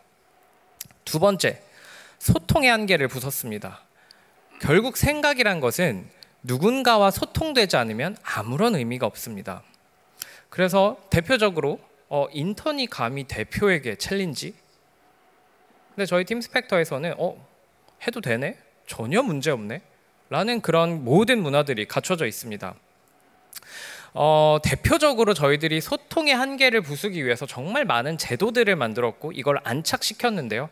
첫 번째는 요즘 흔한 제도입니다. 저희는 당연히 영어 이름을 쓰고 있고요. 저는 K입니다. 근데 단순히 영어 이름을 쓴다고 끝나는 것은 아니고요. 영어 이름을 쓰는 것뿐만이 아니고 저희는 그 뒤에 K 깨서라는 말조차 쓰지 않습니다. K가 하랬어요. 네, 굉장히 수평적인 소통을 하고 있습니다. 그리고 저는 인턴분들과도 1대1로 원온원을 굉장히 그냥 서스럼 없이 진행하고 있고요. 그리고 저희의 또 굉장히 재미난 제도는 아이스 브레이킹이라는 제도가 있는데 뉴조이너가 조인하게 되면 3개월 수습 기간 안에 모든 전 팀원분들과 점심 식사 혹은 티타임을 가져야 합니다. 모든 비용은 회사에서 지원하고요. 여기에서 내가 한 번도 소통해보기 어려웠던 다른 직군의 팀원들과도 굉장히 자유로운 소통을 하게 됩니다. 여기에서 소통의 시작이 됩니다. 세 번째는 실행의 한계를 부쉈는데요. 사실 제일 중요한 영역입니다. 생각의 한계가 열리고 이걸 소통을 했고 거기서 끝나면 침묵회죠. 이걸 실행할 수 있어야 진짜 부가가치를 만드는 회사라고 할 수 있습니다. 리드급이 아니라서, 근데 다른 팀이라서 그런 게 어디 있습니까? 이미 이런 생각들이 나왔고 소통이 됐고 공감을 했으면 이제부터는 실행을 해야 됩니다. 그래서 실행을 막는 배리어들을 부수는 것이 중요합니다. 그래서 저희 스펙터들은 이러한 그동안의 이제 전략들이 변모함에 따라서 조직도 변해왔습니다. 버전 1, 2, 3, 지금 현재 3고요. 이 저희의 조직의 변모들을 공유드리자면 첫 번째는 굉장히 소수였어요. 대여섯 명. 이때는 모든 분들이 모든 영역을 다 하는 조직이었습니다. 굉장히 극초기 스타트업이나 신사업을 진행할 때 적합하다고 할 수 있고요. 두 번째는 이제 팀들이 세팅이 되고 7개의 팀이 세팅이 되고 각 팀별로 전문 인력들이 이제 점점 갖춰지기 시작했습니다. 우리나라의 회사들이 거의 90%의 회사들이 가지고 있는 가장 전통적인 구조가 버전 2입니다. 이런 구조는 안정적인 운영을 만들기에는 적합합니다. 하지만 저희는 이 버전 2에서 성장의 한계를 느꼈습니다. 우리 지표가 점점 플랫해지는데 급성장이 안 되는데 그래서 버전 3로 조직을 변모시켰는데요. 목적 지향적 조직입니다. 저는 이 조직은 혁신을 만들어내기 가장 적합한 구조라고 생각하고요. 저희와 같은 구조를 유지하고 있는 회사는 사실 전 아직까지 보지 못했습니다. 가장 비슷한 구조를 찾으라면 아마 미국의 구글 정도를 들 수 있을 것 같습니다. 그래서 저희는 굉장히 재미있는 구조인데 목적 지향적으로 팀도 팀이지만 프로젝트 구조로 전사가 운영이 되고 있습니다. 그렇다고 팀이 없는 것은 아닙니다. 왼쪽에 보이는 것이 팀, 프로젝트의 차이인데요. 팀은 저희는 전체적으로 팀 간의 경계가 좀 희미한 편입니다. 물론 반영구적이고요. 팀은 입사할 때 팀은 결정됩니다. 같은 직군의 멤버로 구성이 되고요. 백엔드 개발팀, 프론트 개발팀, B2B 세일즈, 마케팅 등과 같은 전통적인 구조입니다. 존재하고 있는 목적은 명확합니다. 루틴한 태스크들을 처리해야 되고요. 그 해당 직군의 스페셜리스트를 육성해야 된다라는 점들이 있습니다. 하지만 프로젝트는 좀 다릅니다. 임시적 조직, 1에서 3개월 동안만 운영이 되고요. 여러 직군의 팀들이 스쿼드 단위로 모입니다. 그리고 이 팀을 빌딩하는 인사권은 프로젝트를 리드하는 프로젝트 오너에게 있습니다. 그리고 이 프로젝트의 족제 목적은 오로지 하나, 이 프로젝트의 오브젝티브를 달성하는 것입니다. 이 모든 프로젝트는 OKR 기반으로 돌아가기 때문에 그 목적을 달성하는 게 굉장히 중요하고요. 그리고 팀의 리더는 주로 경험이 많은 시니어들이 주로 하는 편이지만 프로젝트의 리더는 남녀노소 누구나 가능합니다. 단 하나의 조건이 있다면 그 문제를 가장 해결하고 싶고 가장 뜨거운 마음으로 프로젝트를 이끌 수 있는 사람이 프로젝트의 오너가 됩니다. 오늘 이 자리에 계신 분들, 오늘 참여해 주신 저희 팀 스펙터 중에 프로젝트 오너를 실제로 진행하고 계신 분들도 계십니다. 이들에게는 모든 자율의 권한들이 부여가 되는데 단 하나, 시작할 때, 킥오프할 때 CEO인 저와 이 프로젝트의 OKR과 어느 정도의 리소스를 쓸 예상되는 리소스에 대한 얼라인만 맞추면 그 이후의 의사결정은 모두 자율입니다. 그리고 매주 전사회의를 통해서 이 프로젝트의 진행 상황을 전사에 공유합니다. 전사에 본인들의 프로젝트에 레퓨테이션이 걸려있기도 한 거죠. 그래서 굉장히 루틴한 업무 외에도 성장을 위한 혁신적인 그런 수많은 시도들을 프로젝트 구조로 진행을 할 수 있습니다. 프로젝트 예시들입니다. 왼쪽에 저희 보안에 대한 내용들은 좀 지우고 가져와 봤는데요. 왼쪽 프로젝트의 이름은 평판 미슐랭 젠2라는 이름의 프로젝트입니다. 저희의 프로젝트들은 굉장히 이름들도 독특한데요. 이 프로젝트의 오브젝티브는 우리의 코어 서비스인 평판을 엣지 있게 대폭 개선해서 평판 미슐랭으로 다시금 도약한다라는 오브젝티브입니다. 여러분 OKR에서는 물론 회사마다 적용하는 게 다르지만 오브젝티브엔 절대 숫자가 들어가면 안 됩니다. 가장 비저너리하고 구성원들이 정성적으로 상상력을 펼칠 수 있는 문항이 오브젝티브로 들어갑니다. 평판 미슐랭. 스펙터가 처음 런칭됐을 때 와 이런 문항들 정말 날카롭네요. 완전 평판 맛집이네 라는 말씀을 주셨던 고객사가 계셨거든요. 그런데 몇 년, 이제 3년 정도가 지나면서 옛날만큼 재미가 없다라는 저희 내부에 이제 피드백이 나오기 시작했습니다. 그렇다 보니 오케이 그러면 우린 더 맛집으로 정말 미슐랭으로 다시금 도약한다라는 오브젝티브를 가지고 있고요. 저 오브젝티브를 성공시켰느냐 측정할 수 있도록 키 리절트들이 설계가 되는데 이건 KPI와 다릅니다. 저 오브젝티브를 달성했는지를 측정할 수 있는 지표이기 때문에 굉장히 정량적이어야 합니다. 그리고 네 번째로는 보상의 한계를 부숴버렸습니다. 저희는 자본주의에 살고 있고 연차 이꼬르 보상이라는 개념은 사실 지금과 같은 초개인화 시대에 적합하지 않습니다. 그래서 보상의 형태 또한 굉장히 다양해져야 하고요. 저희는 연봉 상승률에 제한 없습니다. 그리고 연봉 재협상 기간 보통 1년으로 보시는데 저희는 그거에 제한도 없습니다. 누군가는 2, 3년 동안 성장할 분량을 누군가는 반년 만에 성장하기도 합니다. 그렇다면 연봉을 재협의하는 기간도 달라야 된다라고 보고 있고요. 저희는 원팀 스피릿을 중요하게 생각하기 때문에 원팀 스윗이라는 인센티브 제도가 있습니다. 전사의 마일스톤을 달성할 경우 전사 공통으로 보상이 지급됩니다. 이 보상의 형태도 정해진 게 없습니다. 정말 다양한 형태로 지급이 되고요. 하지만 이 네 가지를 부수기 위해서 중요한 전제 조건 두 가지가 있습니다. 첫 번째는 결국은 CEO가 이 모든 것들을 강하게 드라이브하고 정말 많은 것들을 참아내야 되는데요. 저도 그렇습니다. 저는 극도의 수직적인 조직에서 성장했고요. 고려대학교에서 응원단 활동을 했고요. 제가 회사에 재직하던 컨설팅 펌에 재직하던 시절에는 수직적인 문화가 굉장히 강하던 시절이었습니다. 그런 문화에 트레이닝 되었던 저는 과거 경험을 가지고 있다가 수평적인 조직 문화를 만들려고 하면 정말 힘듭니다. 하지만 참아내야죠. 왜냐하면 그 수많은 것들을 참아내서 이런 조직 문화를 만들었을 때 CEO는 정말 편해집니다. 요즘 말로 개꿀이 됩니다. 왜냐하면 구성원들이 정말 많은 방법들을 찾아내고 실행에 옮기고 성과까지 내거든요. 물론 여기에서 그러면 이제 편해지니까 논다라는 건 건강한 CEO가 아니고요. 그렇게 됐기 때문에 생긴 여유의 시간들을 그 미래에 더 퀀텀 점프를 어떻게 할 수 있을까에 고민할 수 있다면 결국 그 기업은 계속 성장할 수 있을 거라고 생각합니다. 그리고 또 중요한 전제 조건이 있는데 핏한 채용입니다. 안타깝게도 여러분, 창의적인 조직 문화는 창의적인 인재들이 드라이브할 수밖에 없습니다. 창의적인 인재들이 입사를 해서 그 날개를 마음껏 펼칠 수 있게 판을 까는 것이 창의적인 조직 문화이지, 그 문화를 만들었다고 창의적이지 않은 인재가 창의적으로 변하는 경우는 사실 극히 희박합니다. 너무 안타깝죠. 그렇기 때문에 사전에 채용부터 사실 굉장히 잘 해야 되는데요. 그래서 GPT에게 물어봤습니다. 우리나라의 창의적인 인재 얼마나 돼?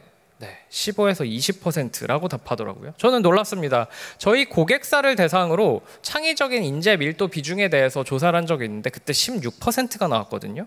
꽤 근접한 수치였습니다.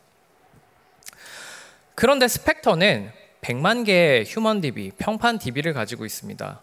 이 DB 속에서 모든 구성원들이 그리고 저희 고객사에서 창의적인 인재라고 지명하는 분들의 성향 키워드들을 저희가 가지고 있는 수십 개의 성향 키워드들이 있는데 역으로 추적을 해보았습니다. 그랬을 때 모두가 인정하는 창의적인 인재들이 굉장히 공통적으로 가지고 있는 성향 키워드들은 이 8가지였습니다. 아이디어가 많은 사람이 창의적인 사람이라고 일반적으로 저희가 생각하는데요. 절대 그렇게 단순하게 생각하면 안 됩니다. 수많은 것들이 복합적으로 유기적으로 창의적인 인재를 만들어내고요. 그것이 이 8가지 성향 키워드입니다. 과연 얼마나 될까요? 이 키워드를 가진 인재들이. 이 중 5개 이상을 충족하고 있는 인재는 저희 평판이 등록된 20만 명 유저 중에 12.7%에 불과했고요. 모두 충족하는 인재들은 2.4%였습니다. 굉장히 적은 숫자입니다. 그래서 여러분, 창의적인 조직 문화를 만들기 위해서 사전에 이러한 창의적인 인재들을 우리 회사가 정의하는 창의적인 인재 먼저 정의를 하고 그런 분들을 찾고 채용하기 위해서 많은 리소스와 고민들을 해야 됩니다. 그렇기 때문에 그렇다면 그 다음 문제는 그럼 저런 성향들의 사람들을 어떻게 알아볼 수 있을까? 그렇게 알아볼 수 있도록 도움을 드리고 있는 플랫폼이 저희 바로 스펙터라고 말씀을 드릴 수 있고요. 저희가 스펙터는 너무 감사하게도 런칭한 지 3년 반 만에 우리나라 거대 기업부터 중견 중소 스타트업 심지어 해외 기업들까지 4천여 개가 넘는 기업들이 저희를 도입해서 사용해주고 계십니다. 지난 3.5년 동안 평판이 등록된 분들은 20만을 넘어섰고 레퍼런스 DB는 90만 개를 넘어섰습니다. 저희의 평판, 이 90만 개 DB는 단순한 정보가 아닙니다. 정말 한 사람에 대한 수십 개의 객관식과 주관식 문항으로 이루어져 있는 굉장히 뎁스 있는 휴먼 DB입니다. 이러한 100만 개에 가까운 휴먼 DB, 그리고 저희의 전사 OKR 중에 하나는 초격차 HR 프로덕트를 바탕으로 시장에 돌풍을 일으킨다입니다. 네, 대표님. 네. 30초 안에 부탁드리겠습니다. 그런 OKR과 창의적인 조직 문화가 만나 만든 저희의 하나의 사례를 보여드리겠습니다.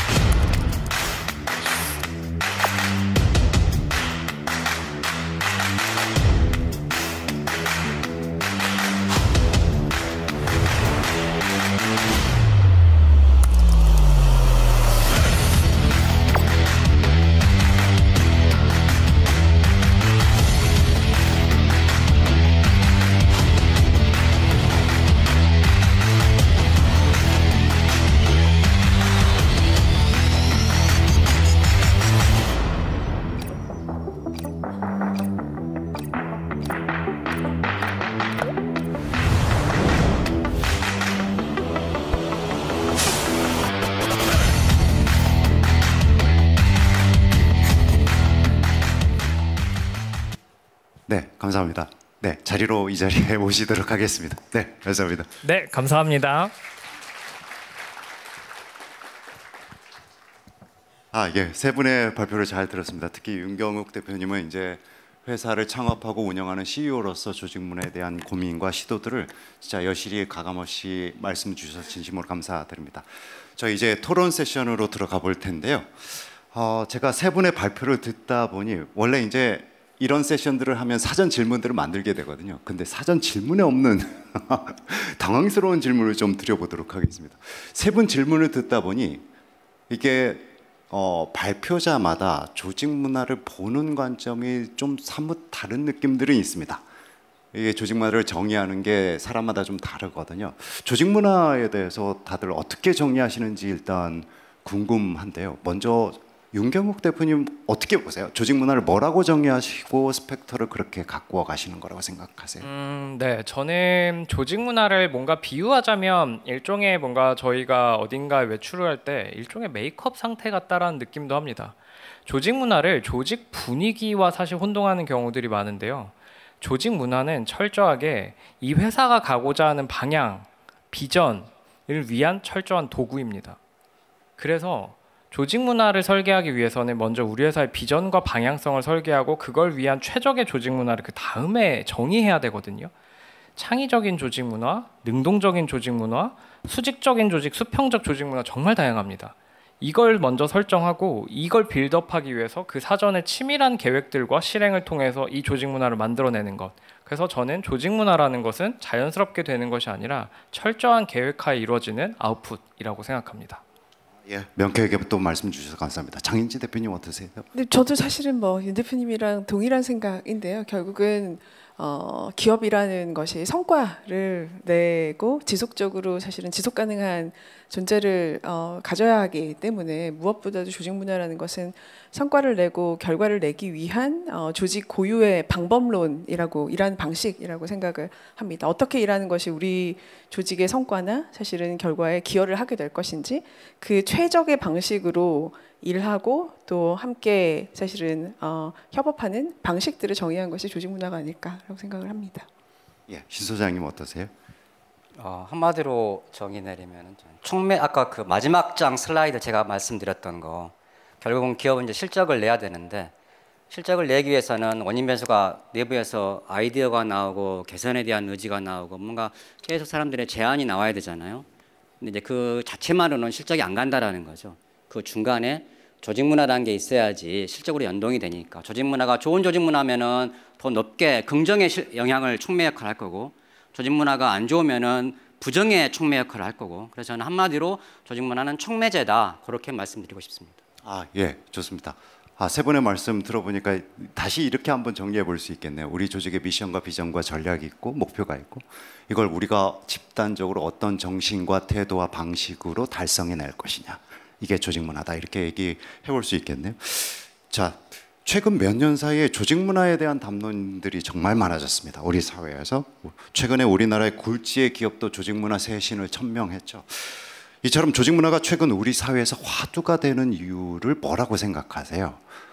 장 대표님 먼저 말씀 주실 수 있을까요? 네, 무엇보다 아까도 제가 언급을 했지만 저는 이거는 수요와 공급과 속도의 문제라고 생각을 합니다. 결국 아까 생산 인구에 있어서도 사실 연령대가 높아지면서 젊은 사람들이 사실은 또 역량이 있는 인재들을 찾기가 굉장히 어려워지는 부분들이 있고요. 그렇기 때문에 또 스펙서가 비즈니스를 워낙 잘하시게 되는 이유가 되는 것 같기도 하고요. 또 그런 상황에서 비즈니스의 속도 생각해 보시면 사실 우리나라가 조직 문화의 담론들을 본격적으로 했던 것들이 삼성이 이제 스타트업 삼성을 천명하고 나섰던 2016년 전후가 사실 굉장히 본격적으로 변화가 있었는데요. 그때가 이제 애플이나 여러 가지 사실 플랫폼 디지털라이제이션 기업들이 미국에서 미친 듯이 성장한 지 한 10년 정도가 되는 시점입니다. 그래서 아마도 그러한 디지털라이제이션이나 사실은 여러 가지 환경 그리고 산업이 그 볼륨 위주로 사실은 성장을 하던 시대를 벗어나서 굉장히 예측 불가능한 사실 복잡계의 시대로 들어서면서 그 속도를 예측하기가 어려운 환경 이런 모든 거시적인 요소들이 제 생각에는 오히려 기업이 조직 문화에 영향을 미치게 되는 변수로 강력하게 작용하고 있지 않나라는 생각들을 하게 됩니다. 네, 신경수 소장님 어떻게 생각하세요? 그냥 자연스럽게 우리나라 우리 국가가 그 정도 위치에 와 있기 때문에 저는 지금 담론이 돼 있다고 생각을 합니다. 예전에 우리가 2000년대 되기 전에 그냥 산업화 사회에서 공업화 사회에서 산업화 사회로 옮겨가고 뭔가 돌격 앞으로 해서 앞으로 무조건 해라고 하지 않으면 안 되는 시대가 있었잖아요. 근데 자연스럽게 우리가 G10 안에 들어가고 결국은 마지막에 이제 일하는 사람들의 마음이 중요하구나. 어떻게 만드는 사람들의 마음에 따라서 이게 A가 나올 수도 있고 C가 나올 수도 있구나라는 게 이제 중요성이 인지되는 시대인데 결국 자연스럽게 우리 사회가 그만큼 고도화되고 산업화되고 그다음에 선진국이 됐기 때문에 마지막 결국은 이걸 일을 담당하는 사람의 마음을 알아야겠다. 결국은 조직 문화도 중요한데 저는 조직 문화 하나의 문제가 아니라 지금 모든 포커싱이 HR, 휴먼 리소스로 다 가고 있는 그런 트렌드라고 저는 생각을 하고 있어요. 네, 윤건욱 대표님 어떠세요? 저는 결국 기업은 이해관계가 있어야 강약 움직인다라고 보거든요. 사실 굉장히 짧게 보면 너무 심플합니다. 요즘 말씀드린 것처럼 굉장히 대퇴사 시대고요. 이직이 퇴사가 엄청나게 많아졌고 기업들의 입장에서는 왜 이렇게 퇴사를 하지? 그럼 또 채용을 해야 되잖아. 왜 퇴사해?를 조사해보면 조사 기관마다 좀 다르지만 30-40% 정도의 사유는 조직 문화가 나랑 핏하지 않아서라는 이유를 꼽습니다. 그렇다 보니까 당연히 그 다음엔 좋은 인재를 리텐션 시키기 위해 우리 조직 문화 좀 어떻게 잘 바꿔봐 라는 얘기가 단기적으로 나오기도 하고요. 지금 굉장히 극도로 기술 트렌드가 압도적으로 빠르게 변하고 있는데 우리나라의 기업들이 특히 대기업들부터 해서 스타트업들까지 실리콘밸리 기업들과 경쟁해서 그만큼의 혁신을 만들고 있느냐? 아닙니다. 어떻게 혁신을 더 만들지? 그래야 그들보다 경쟁 우위를 점할 텐데를 고민하고 하다 보니 결국은 조직 문화로 귀결한 거거든요. 그래서 결국은 더 혁신하기 위해서 좋은 인재를 리텐션 시키기 위해서라는 기업의 강력한 이해관계들이 조직 문화를 천명하는 그런 사회 분위기를 만들었다라고 생각합니다. 예, 감사합니다. 제가 통시적으로 보면 우리나라는 역대적으로 사람 개개인에게 굉장히 집중한 상황 패턴들을 보입니다. 그러다가 어느 순간 사람만이 아니라 조직에 대한 포커싱이 굉장히 강화되어 가고 있죠. 그러다 보니 아직은 우리 사회 전반적으로 조직에 대한 식견과 통찰이 좀 부족한 상황들이라고 생각합니다. 계속 질문 좀 드려보도록 하겠습니다. 여기 현장 질문도 올라오고 있는데요. 제가 현장 질문 잠시 뒤에 좀 더 받아보고요. 이렇게 질문 드려보겠습니다. 우리 계속 세 분께서 말씀을 주셨는데 평생 직장 개념이 사라지면서 채용 방식이 크게 변화하고 있거든요.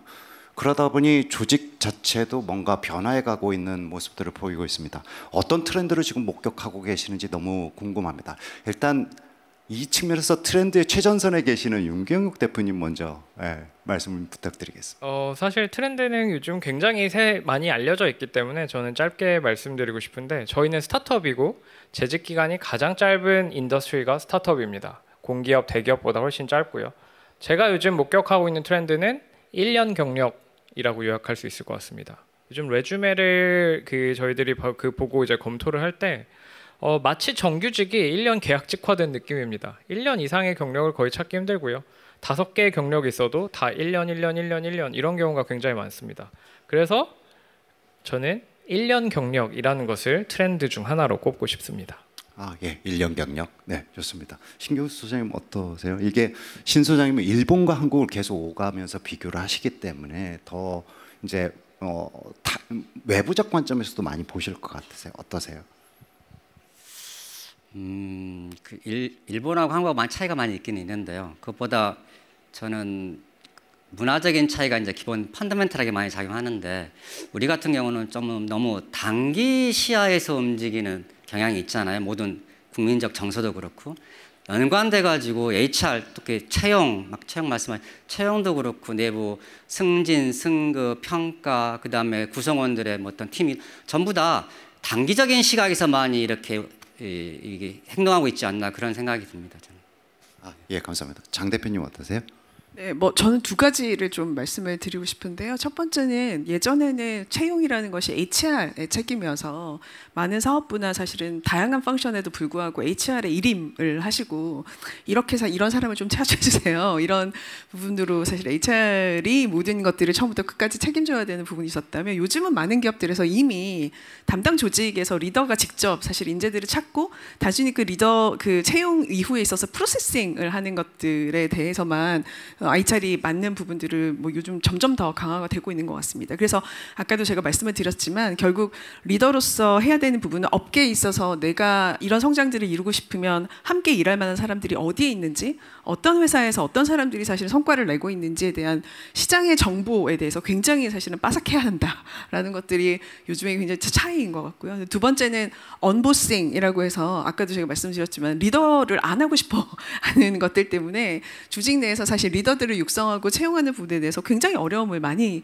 겪고 계시는 것 같아요. 어떤 사람들이 리더로서 기여를 할 수 있을까? 리더의 경험을 한 사람들을 찾는 부분들이 굉장히 어려우신 것 같다는 생각이 드는데요. 그래서 무엇보다도 아까도 뭐 말씀을 하셨지만 그 민규 대표님께서 되게 인상적인 얘기를 하셨는데 CEO가 사실 그렇게 하면 개꿀로서의 시간들을 가질 수 있다라고 말씀하셨는데 그런 관점에서 리더가 어떻게 조직을 성장시키고 사람들을 성장시키고 그리고 또 리더 스스로가 또 어떻게 성장하는지의 모습을 롤모델로서 보여주는 것이 조직 내에 부족하기 때문에 사실은 많은 사람들이 리더가 안 되고 싶어 하는 것 같아요. 그래서 그런 차원에서의 사실은 트렌드들을 기업들이 잘 들여다보고 리더가 가지는 영향력 또 리더로서 할 수 있는 일들에 대해서 사람들에게 보여주는 것들이 굉장히 중요하다라고 생각을 합니다.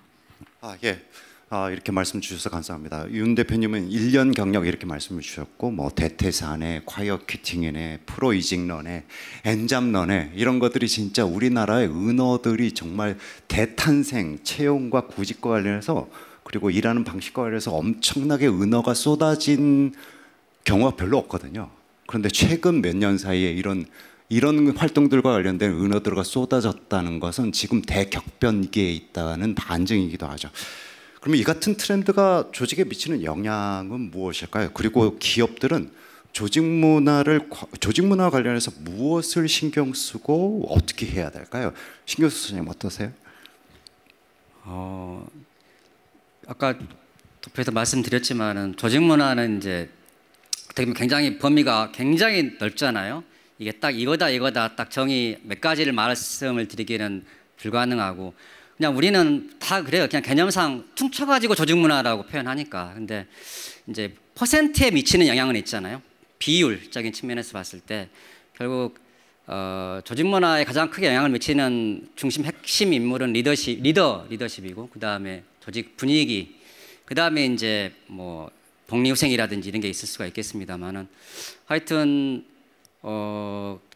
아까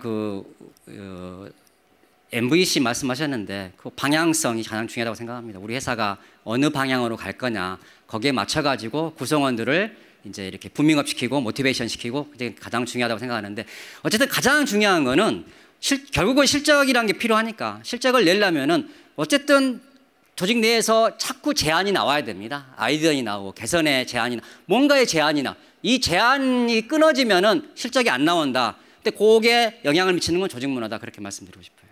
예, 좋습니다. 장은지 소장님, 대표님 어떻게 생각하세요? 장은지 대표님. 네. 뭐 아까도 사실 조직 문화가 무엇이냐라는 말씀들을 하셨는데요.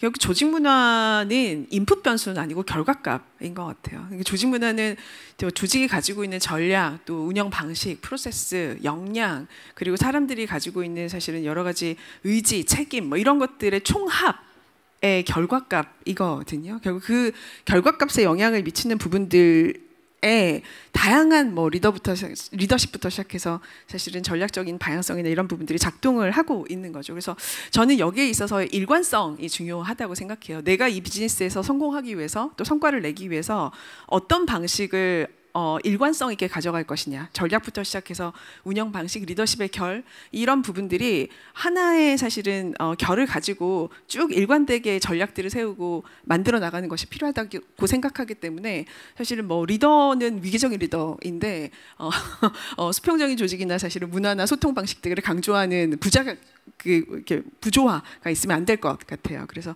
그런 측면에 있어서의 사실 얼라이먼트를 좀 신경을 써야 되지 않을까라고 생각을 합니다. 네, 윤 대표님 어떠세요? 저는 결국 조직 문화가 이렇게 대두되었고 기업들이 어떤 부분을 신경 써야 되느냐, 그냥 전 너무 명확하게 저희 고객사분들과도 말씀 나누는데 우리 회사의 아이덴티티를 지금이야말로 정말 명확히 정의할 때다라고 말씀을 드립니다. 결국 여기에서부터 우리에게 맞는 조직 문화가 나오기 때문인데요. 황성현 대표님께 제가 이런 말씀을 과거에 들은 적이 있습니다. 이 세상 모든 회사들은 크게 세 개로 나눌 수 있다. 하나는 테크에 기반을 둔 회사, 하나는 오퍼레이션에 기반을 둔 회사, 하나는 세일즈에 기반을 둔 회사. 잘 생각해 보면 이 세 개로 다 귀결된다. 대표적으로 정유사라든지 항공사 오퍼레이션 위주라고 볼 수 있고요. 테크 같은 경우에는 구글이나 애플 같은 IT 기업들, 그리고 세일즈가 중요한 경우에는 제약회사 같은 경우들을 보험회사 같은 경우들을 예시로 들 수 있습니다. 이 본인들의 아이덴티티가 우리는 어디에 속하지? 그럼 정말 우리가 성공하기 위해서 어떤 게 필요하지가 정의가 되면 적합한 조직 문화가 나옵니다. 예를 들어 제가 오늘 창의적인 조직 문화에 대해서 말씀을 드렸는데, 예를 들어 원자력 발전소를 운영하고 있는 조직에서 창의적인 조직 문화 도입했다간 큰일 납니다. 지금 전쟁 중이지만 전쟁을 하고 있는 군인들도 마찬가지고요. 그래서 각각 조직에 맞는 조직 문화를 먼저 정의하는 것이 필요하다라고 말씀드리고 싶습니다. 예, 좋습니다. 저도 윤 대표님 말씀에 적극 동감하고요. 수평적 문화가 모든 조직에 좋다 그것도 아니고요. 수직적 문화가 무조건 나쁘다 이것도 아닙니다. 군대는 그야말로 수직적 문화가 그들의 미션과 목표를 달성하는 데 정말 도움이 되는 거죠. 제가 이 현장 질문을 좀 받아보겠습니다. 이렇게 해볼게요. 저도 사실 궁금했고요. 저도 드리고 싶었고, 그런데 여기에 질문이 왔네요. 그래서 세 분께 공통으로 드리는 질문 하나, 그리고 세 분 각자에게 드리는 질문 하나로 이 시간을 가름하고자 합니다. 그래서 세 분 공통으로 현장에서 나온 질문 중에 제가 팝업을 띄우겠습니다. 이제 장 대표님하고 윤 대표님께서 이렇게 말씀을 주셨어요. 창의적 조직 문화는 거의 탑다운. 이제 윤 대표님 명시적으로 그랬지 않으셨지만 CEO로서 창의적 조직 문화를 만들기 위해서 그렇게 고민하신 거잖아요. 그런데 이렇게 질문을 주셨습니다. 조직 문화가 오직 탑다운식의 탑의 의지라고 한다면 직원 입장에서는 너무 무기력해지는 것 같습니다. 직원 입장에서 세 개, 이 세 개 안에 많은 감정과 의미가 담겨져 있는 것 같은데요. 한 개인 입장에서 바텀업 할 수 있는 부분이 있다면 무엇이 될 수 있을까요? 이렇게 말씀을 주셨습니다. 이것과 관련해서 일단 윤 대표님의 생각을 먼저 들어보고 싶습니다. 저는 사실 이런 고민을 하고 계시는 분들과 너무 많은 대화를 해봤었는데요. 첫 번째로 조언드리고 싶은 건 저희 스펙터에 지원하시면 됩니다. 얼마든지 버텀업 하실 수 있고요. 네, 그걸 떠나서 사실 어쩔 수 없이 이 세상 모든 조직과 사람이 모이게 되면 리더는 존재할 수밖에 없습니다. 그 리더들은 의사결정권을 가지고, 그리고 모두는 리더를 바라볼 수밖에 없습니다. 그렇기 때문에 리더의 의지, 리더의 방향성이라는 건 어쩔 수 없이 중요하고요. 만약에 이 구조가 근본적으로 나는 마음에 들지 않는다라고 하신다면 저는 창업을 추천드리고요. 창업을 하시면 그 드라이브를 스스로 걸어야 될 거고, 그것 또한 얼마나 힘들다라는 것을 깨닫고 회사 다닐 때가 좋았구나라는 생각도 하실 수 있을 거라고 생각하고요. 그리고 현실적으로는 두 가지인데요. 결국 첫 번째는 바텀업을 정말 얼만큼 시도해 보셨는지 여쭤보고 싶습니다. 정말 진솔하게, 대표님까지는 아니더라도 상사분 혹은 그 위에 분께 진솔하게 저는 이러이러한 문화를 우리가 추진해봤으면 좋겠습니다 라는 부분을 정말 이성적이고 설득력 있게 설파했을 때 과연 받아들여지는 경우가 비중이 생각보다 높거든요. 우리나라의 조직들도. 그래서 그 시도를 해보셨는지, 시도를 해봤는데 도저히 아니다 라고 하시면 저는 미련 없이 조직을 떠나시는 것도 추천드립니다. 왜냐하면 네, 여기까지. 장 대표님, 네, 죄송합니다. 네.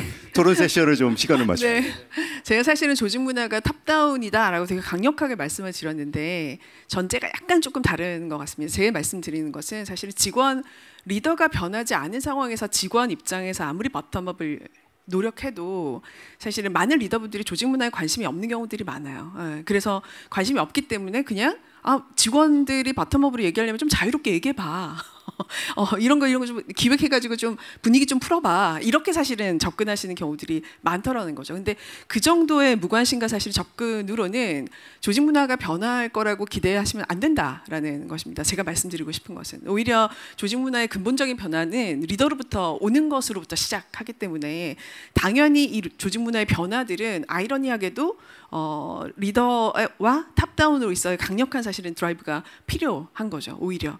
근데 그 시작이 사실 되고 나면 리더의 방향성들이 계속 꾸준히 진행되고 나고 그런 것들을 신뢰할 수 있고 변화가 없구나, 저런 것들이 계속 꾸준하게 들어가는구나라는 바텀과 사실은 탑 사이에 신뢰가 생긴다면 그때부터는 직원들이 사실은 바텀으로 얘기하는 것들이 충분히 조직 문화에서 긍정적인 결과들을 내어줄 수 있다라고 생각합니다. 저는 다만 그 변화를 만드는 그 시점에서 있어서의 리더의 탑다운적인 변화에 대한 의지가 가장 중요하다라는 말씀을 드리고 싶었던 겁니다. 네, 감사합니다. 네. 신 소장님 어떠세요? 저는 한 50%는 찬성하고 50%는 반대하는 질문인데요, 주장인데요.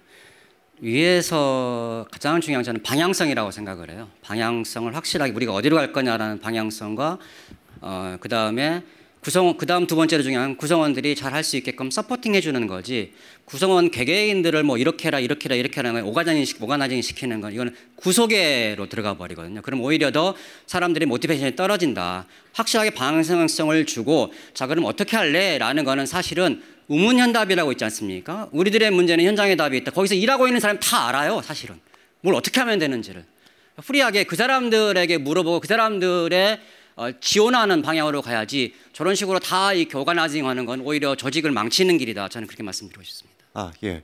헨리 민츠버그의 비유를 들자면 조직 문화는 경영자는 오른발이고 구성원은 왼발이다, 이렇게 얘기를 해볼 수 있겠습니다. 자, 장은지 대표님께 질문을 먼저 드려볼게요. 이런 질문이 또 왔습니다. 좀 짧게 진행하겠습니다. 본인의 수준 자각을 못하고 성과를 못 내는 반사방패를 가진 직원들을 위해서는 어떤 리더십이 필요할까요? 이렇게 말씀해 주셨습니다. 네. 네. 네, 이게 뭐 다들 아시겠지만 이게 요즘 저성과자들에 대해서 굉장히 고민들이 많으시거든요. 근데 그 저성과자라는 게 사실은 뭐 지속적인 저성과자도 있겠지만 많은 부분들 젊은 친구들이 본인이 모르는 것을 모르는 경우들이 많습니다. 저희가 사실은 진단 들어도 보면 사실은 내가 무언가를 모르고 있다라는 부분들을 모르고 있을 때, 다시 말해서 굉장히 조금만 할 때 스스로의 성과나 사실은 스스로의 능력치를 과대평가하는 상황들이 생기게 되거든요. 그래서 아까도 제가 말씀을 드렸던 것처럼 결국은 리더들이 관심을 가지고 정확한 코칭 피드백을 주시는 것이 필요한데요. 그가 무엇을 모르고 있는지를 명확하게 알려주시고 그것이 어떤 영향을 미치고 있는지, 또 그것들이 이후에 어떻게 개선되면 좋겠는지에 대한 구체적인 피드백을 주실 수 있는 역량을 갖춘 리더들이 요즘 어떤 때보다도 기업에 많이 요구가 되는 것 같다라고 말씀을 좀 드리고 싶습니다. 네. 예, 감사합니다. 저 윤경유 대표님께 이런 질문이 왔어요. 저도 역시 여쭤보고 싶었는데요. 이런 질문입니다. 대표님께서 기획한 조직 문화가 계획대로 돌아간 시점과 그것을 인지하게 된 부분은 어떤 것일까요? 이렇게 질문을 주셨습니다.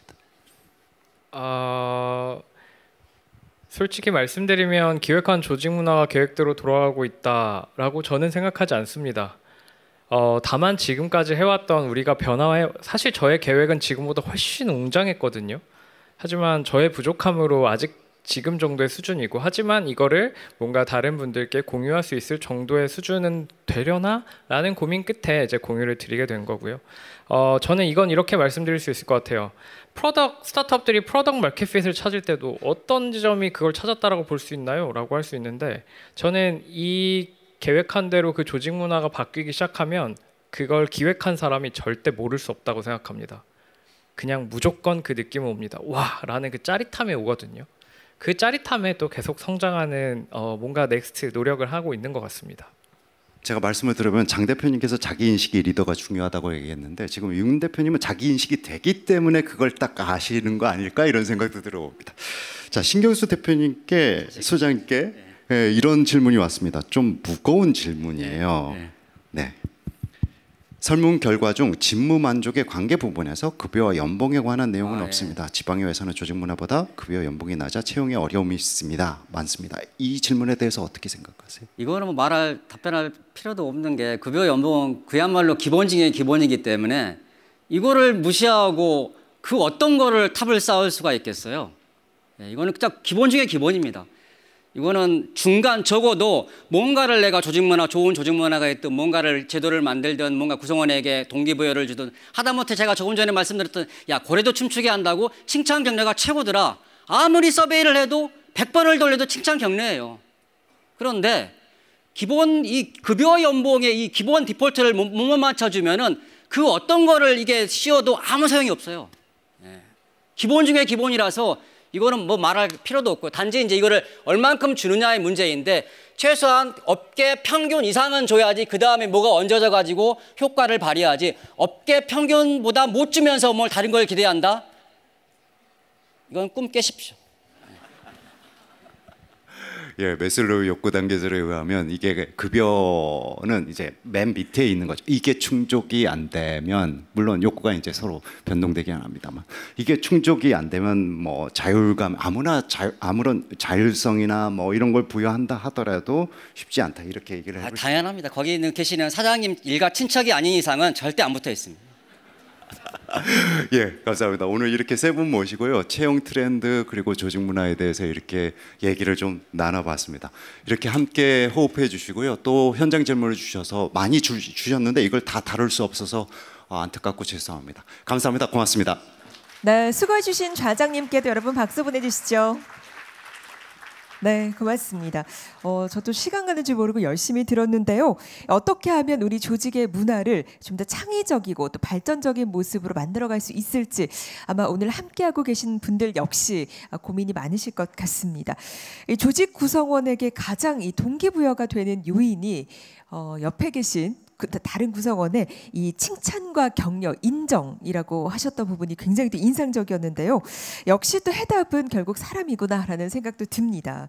창의적인 조직 문화를 만들기 위해서 사람에 대한 고민을 하는 오늘이 그래서 더욱더 의미 있는 시간이 아닐까 하는 생각도 드는데요. 자, 이렇게 A-1 세션 시작을 했고 이제는 마무리를 할 시간입니다.